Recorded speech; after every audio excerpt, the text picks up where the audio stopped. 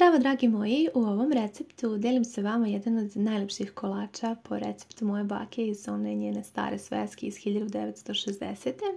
Potrebno vam je 5 jaja i najpre odvojite 5 belanaca pa jako čvrsto umutite sneg od ovih 5 belanaca, mutite par minuta dok ne postane ovako čvrsto. Zatim uzmite margarin ili puter, šta koristite, pa izmerite 100 grama, bilo bi dobro da je otopljen ovako na sobnoj temperaturi.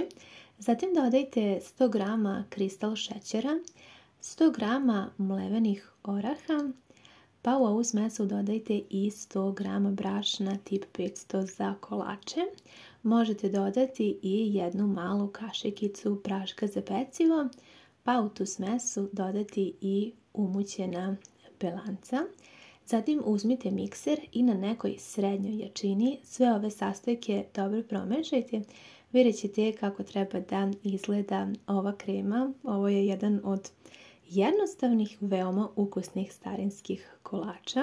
Kada ste dobro umutili kremu, evo ja ću vam sada prikazati njenu gustinu. Dosta je kremasta i čvrsta, fina krema.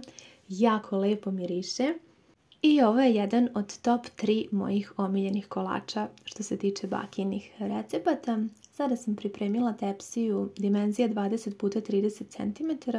Obložila je papirom za pečenje i ulit ćemo koru koju smo spremili, odnosno kremu za koru.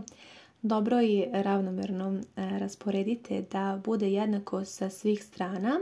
Kada sam počela sa pripremom kolača, ja sam svoju rernu uključila na 180 stepeni da se jako dobro zagreje i sada ćemo odneti da se ova kora tek zapeče.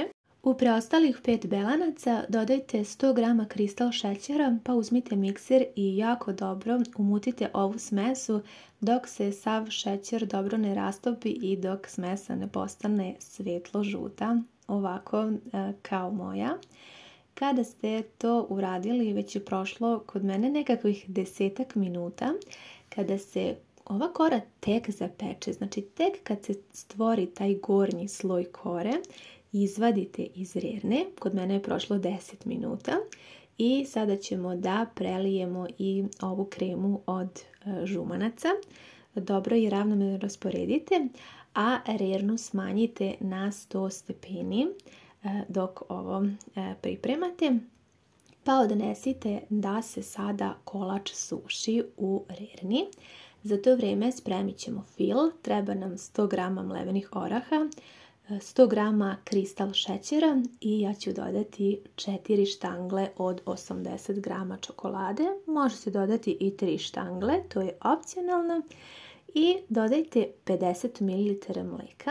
Pa odnesite na ringlu koju ćete zagrejati na srednju temperaturu i polako otopiti sve ove sastojke. Treba da dobijete jako gust fil, ovu kremu. Kada se šećer rastopi, fil je spreman da ga premažemo preko kolača.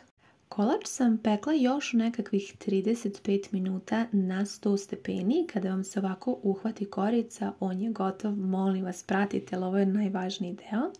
Sada premažite fil i možete odgore posuti sa malo mlevenih oraha po želji, tako ide po receptu. I najbolje je ovako da koristite papir za pečenje jer je najlakše.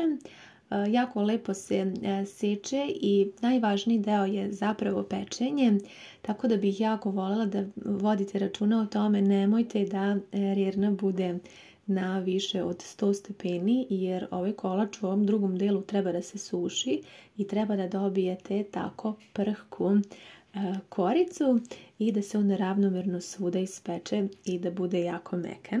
A ujedno i izuzetno hrskav, zato molim vas obratite pažnju prilikom pečenja jer bih jako voljela da i vama uspe. Ovaj kolač je toliko ukusan, ja vam zaista ne mogu opisati.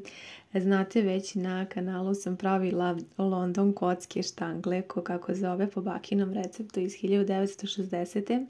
Ovo je također jedan recept od bake jednako star, jednako ukusan. Ja vam ga od srca preporučujem. Sastojci su apsolutno provereni jer ja uvek od tih starinskih recepata volim da pratim taj iz bakine sveske u kojoj je ona pisala i onda znam da nikad neću pogrešiti. Tako da vam zaista predlažem da obavezno isprobate nešto ovako ukusno. U njenom receptu se ovaj kolač zove šarene štangle. Ne znam kako ga vi zovete ako ste ga ikada pravili. Pišite mi vaše utiske u komentarima da li ste isprobali nešto. Ako niste, obavezno probajte. Hvala vam mnogo na gledanju i ljubim vas sve puno.